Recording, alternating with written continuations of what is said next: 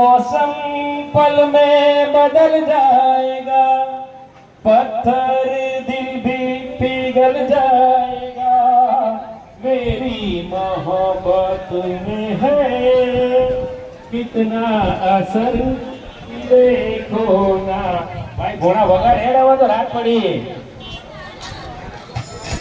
सेवा केंद्र में भाई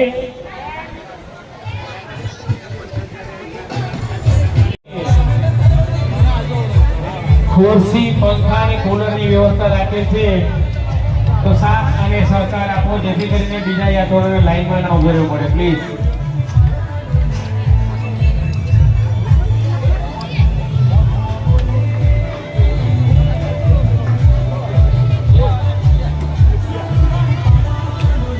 જે તે સમયે ગુજરાતના મુખ્યમંત્રી તરીકે શ્રી નરેન્દ્રભાઈ મોદી કાર્યરત હતા તે સમયે